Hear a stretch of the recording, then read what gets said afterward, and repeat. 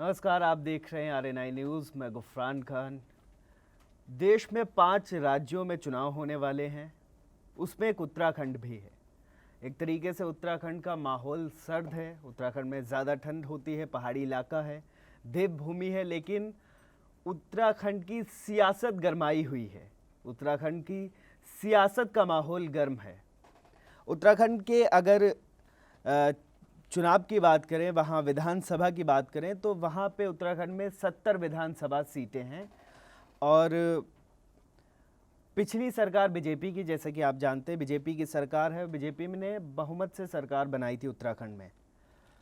BJP की अगर 70 सीटों में अगर उससे पहले की बात करें तो बीजेपी ने 57 सीटें बीजेपी को मिली थी और कांग्रेस को तकरीबन 11 सीटें मिली थी और अन्य को 2 सीटें मिली थी। लेकिन इस बार के समीकरण अलग हैं। चुनाव भी होना बाकी है और चुनाव में अदला बदली भी चल रही है। जैसे आप जानते हैं, हरक सिंह रावत जो बीजेपी में थे, उन्होंने कांग्रेस ज्वाइन कर ली, उनकी बहू ने भी उनके साथ कांग्रेस ज्वाइन कर ली। तो उत्तराखंड का माहौल गर्म है। अगर उत्तराखंड के चुनाव में एक और दिलचस्प बात है कि उत्तराखंड में अभी तक कोई भी ऐसा मुख्यमंत्री नहीं मिला उत्तराखंड को है जिसने 5 साल कार्यकाल पूरा किया हो। उत्तराखंड की अगर शुरुआत उत्तराखंड की बात करें तो 2000 में उत्तराखंड की स्थापना हुई थी। 2000 से अब तक उत्तराखंड में कोई भी ऐसा मुख्यमंत्री नहीं हुआ है जिसने 5 साल का कार्यकाल पूरा किया हो। ये एक दिलचस्प आंकड़ा उत्तराखंड के लिए है। और एक सिर्फ मुख्यमंत्री रहे हैं त्रिवेंद्र सिंह रावत, जिन्होंने सबसे लंबी पारी उत्तराखंड में खेली थी। उनका कार्यकाल 4.5 साल का रहा, लेकिन अभी तक 5 साल का किसी का कार्यकाल नहीं रहा है। बीजेपी की सरकार है। बीजेपी ने भी 3 मुख्यमंत्री उत्तराखंड में बदले थे।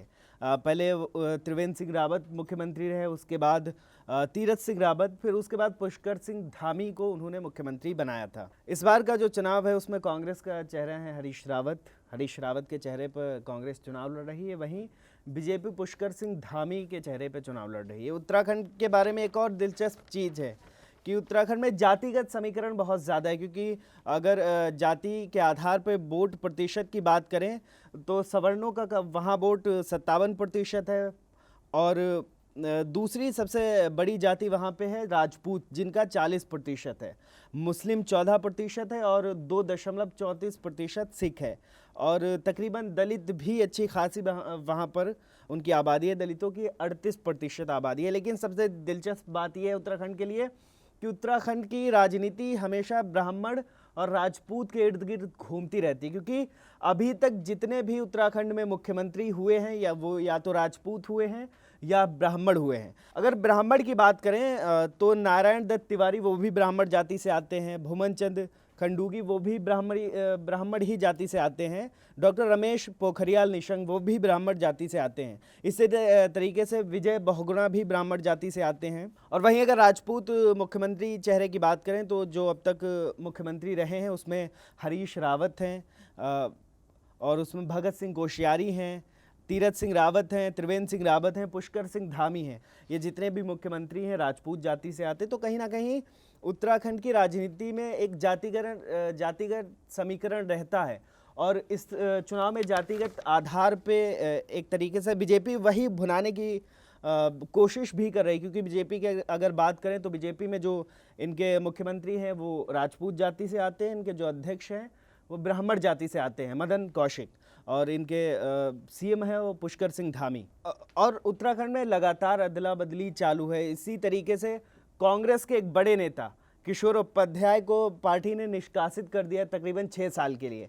लेकिन हम बात कर रहे थे उत्तराखंड में जाति की, तो अगर जाति की बात करें तो भारतीय जनता पार्टी भी जाति भुनाने की बात कर रही है।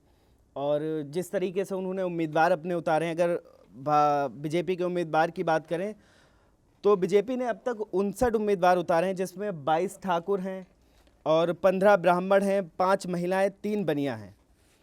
तो कहीं ना कहीं जाति का एक अहम रोल उत्तराखंड में भी रहता है।